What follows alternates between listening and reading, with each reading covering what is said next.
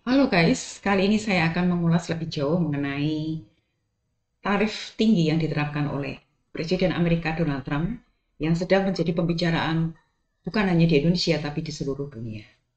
Presiden Amerika Donald Trump baru-baru ini memberlakukan tarif sebesar 125% pada impor barang dari China, yang meningkatkan total beban tarif menjadi 145% jika digabungkan dengan tarif sebelumnya.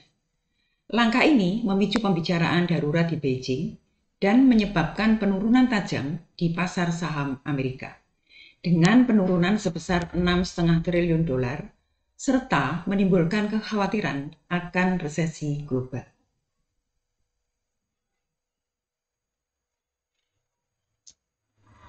Tindakan Trump ini menimbulkan respon pasar saham global yang sangat negatif, sehingga Trump mengumumkan penundaan selama 90 hari untuk sebagian besar tarif yang baru diterapkan. Namun, tetap mempertahankan tarif universal sebesar 10% untuk semua negara dan tarif 125% khusus untuk China. Perhatikan bahwa sejak 2 April 2025, semua indeks itu turun. Semua indeks utama dunia itu turun tajam selama 5 hari sampai 7 April 2025. Kemudian terjadi technical rebound dan tanggal 9 April 2025, Trump menunda tarif resiprokal, momen yang tepat memanfaatkan technical rebound. Hal ini membuktikan bahwa Trump juga khawatir ekonomi Amerika terpuruk dengan ancaman inflasi tinggi akibat pajak impor.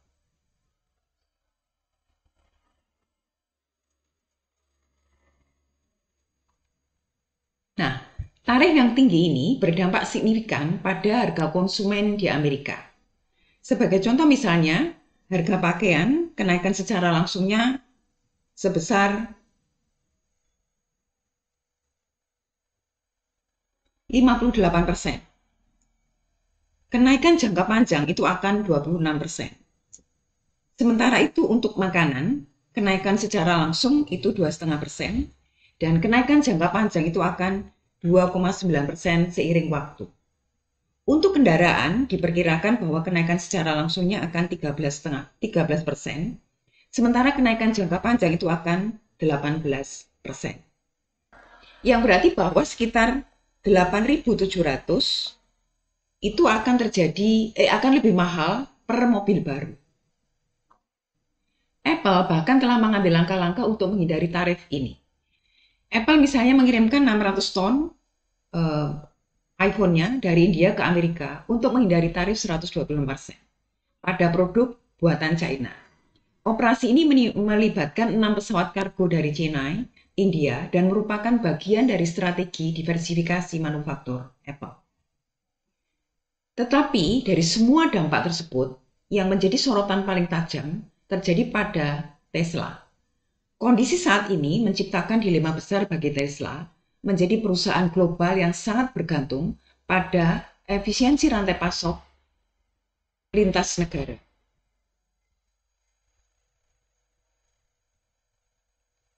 Berikut beberapa poin penting terkait eksistensi Tesla, khususnya Gigafactory Shanghai dalam konteks perang tarif Amerika-China. Yang pertama adalah Shanghai Giga itu merupakan pilar produksi Tesla global. Gigafactory Shanghai adalah tulang punggung produksi Tesla untuk pasar global. Karena Gigafactory di Shanghai itu merakit model 3 dan model Y. Kemudian mereka juga beroperasi sangat efisien.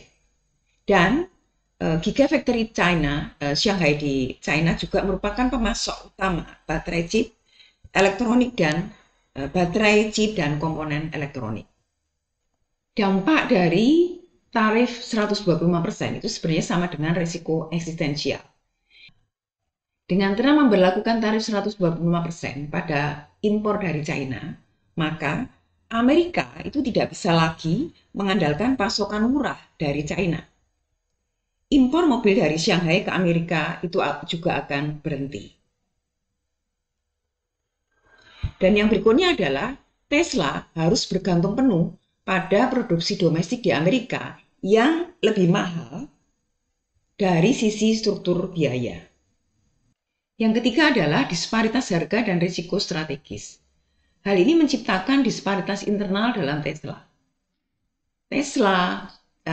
China bisa menjual lebih murah karena produksi lebih murah dan unggul di pasar Asia dan Eropa. Sementara Tesla Amerika itu harus menjual lebih mahal dan hal ini itu akan menimbulkan turunnya daya saing dibandingkan dengan produsen electrical vehicle seperti BYD, Hyundai, bahkan VW di pasar Amerika. Jika tidak segera menyesuaikan strategi, Tesla bisa menghadapi pertama, margin keuntungan yang tertekan. Yang kedua adalah kehilangan daya saing di pasar global, terutama pasar Eropa dan Asia. Dan yang berikutnya, over dependence pada pasar domestik Amerika yang mungkin sedang menuju resesi akibat inflasi tarif.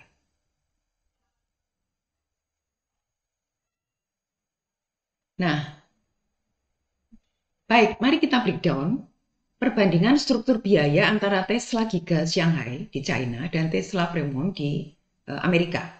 Berdasarkan data historis, laporan keuangan, dan asumsi geopolitik terbaru, seperti misalnya tarif 125%. Ini bukan soal biaya bahan baku, tetapi juga tenaga kerja, logistik, pajak, dan tarif masuk antar negara. Nah, perbandingan struktur biaya Tesla Shanghai versus Fremont sebagai berikut. Yang pertama dari sisi komponen biaya tenaga kerja. Tesla Shanghai itu sangat murah karena kurang lebih hanya $4,5 per jam. Sementara Tesla Amerika lebih mahal karena kurang lebih $25 sampai $35 per jam. Kemudian dari sisi komponen lokal, Tesla Shanghai itu kurang lebih 90% supply chain-nya di China. Sementara Tesla Amerika sebagian besar impor, yaitu chip, baterai, dan motor, tentu saja lebih mahal. Bagaimana dengan biaya listrik dan utilitas? Tesla Shanghai itu lebih rendah karena subsidi dari pemerintah Tiongkok. Sementara Tesla Amerika itu lebih mahal karena California rate dan kurang lebih 2 kali dari China. Dari sisi tarif dan pajak, Tesla Shanghai itu lebih rendah karena dukungan dari pemerintah lokal. Sementara Tesla Amerika itu kena tarif impor 125% dari part China. Tentu itu jauh lebih mahal. Kemudian dari aspek logistik ekspor, Tesla Shanghai itu dekat pelabuhan Shanghai, maka itu efisien untuk ekspor ke Asia dan Eropa. Sementara Tesla Amerika itu jauh dari pelabuhan, maka biaya kontainer akan mahal. Dan tentu itu akan meningkatkan harga. Yang berikutnya dari sisi produktivitas pabrik. Tesla Shanghai itu tinggi karena proses lebih baru dan otomasi tinggi. Sementara Tesla Amerika lebih rendah karena pabrik lama dan juga upah tinggi. Kemudian bagaimana dengan estimasi biaya produksi per mobil? Tesla Shanghai kurang lebih hanya 30.000 per mobil. Sementara Tesla Amerika itu kurang lebih akan 42.000 dan ini tanpa tarif. Bagaimana dengan setelah tarif 125%? Tesla Shanghai itu tentu tidak ada perubahan. Sementara Tesla Amerika itu kurang lebih 50.000 jika menggunakan komponen China. Nah, analisis singkat terkait dengan Tesla Giga Shanghai. Nah, kita akan bandingkan bagaimana dengan Tesla di Giga Shanghai dan Tesla di Fremont, Amerika. Dari beberapa aspek. Kita lihat bahwa tentu Tesla Giga Shanghai pertama adalah tentu lebih efisien dibandingkan dengan Tesla di Fremont. Yang kedua, Tesla di Giga Shanghai itu akan sangat kompetitif untuk pasar global. Dan yang ketiga adalah karena full support dukungan pemerintah Tiongkok atau China, itu akan membuat Tesla Giga Shanghai itu lebih kompetitif karena subsidi, izin yang ekspres, dan kemudian supply chain lokal. Dan yang berikutnya adalah dari sisi harga jual mobil, maka dia bisa ekspor ke Eropa bahkan lebih murah dari produsen lokal Eropa. Nah, bagaimana dengan Tesla, Fremont di Amerika? Pertama tentu, biaya tenaga kerja itu akan lebih mahal. Karena kita tahu bahwa upah di Amerika tentu sangat berbeda dengan di China. Yang kedua adalah, dengan kenaikan tarif 125% komponen dari China, maka itu akan menghancurkan efisiensi di Tesla. Itu berbanding terbalik dengan apa yang terjadi di Giga Shanghai, di factory Shanghai. Yang berikutnya adalah dari sisi harga jual tentu harus dinaikkan karena biaya yang tinggi tentu itu akan harga jual dinaikkan dan berisiko menurunkan permintaan. Dan yang keempat adalah mereka tidak bisa kompetitif dibandingkan dengan BYD, Hyundai atau bahkan Tesla China. Nah, inilah alasan mengapa Elon Musk itu mengkritik keras penasihat keuangan Trump dan menyebutnya sebagai moron. Moron itu artinya adalah orang tolol gitu ya. Mengapa? Karena kebijakan ini meskipun diklaim untuk melindungi industri dalam negeri, berpotensi menjadi bumerang. Tesla akan terdorong untuk ekspansi lebih jauh ke luar negeri demi efisiensi biaya. Dan yang berikutnya, persaingan global itu akan dikuasai oleh produsen electrical vehicle non-Amerika, seperti BYD dari China atau Hyundai dari Korea. Yang berikutnya adalah konsumen Amerika itu akan membayar lebih mahal, padahal pemerintah sedang mendorong transisi ke energi bersih. Kesimpulannya adalah, saatnya bagi Amerika untuk berpikir strategis. Alih-alih menekan China, tarif ini justru bisa melemahkan industri unggulan seperti Tesla, mengganggu agenda transisi energi hijau, dan mendorong perusahaan-perusahaan di Amerika untuk mengalihkan investasinya ke luar negeri.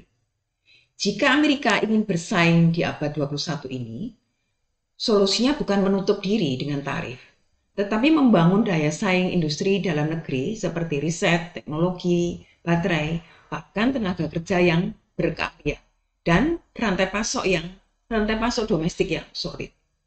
Tarif Trump adalah sebuah blunder besar. Menarik diri dari pasar bebas itu akan menyebabkan ekonomi Amerika akan terisolasi dalam jangka panjang dan menyebabkan biaya produksi mahal dan menjadikan daya saing yang menurun. Selamat datang Amerika di resesi yang menyakitkan. Perang tarif ini mungkin akan menandai berakhirnya sebuah era jika Trump ngotot untuk melakukannya.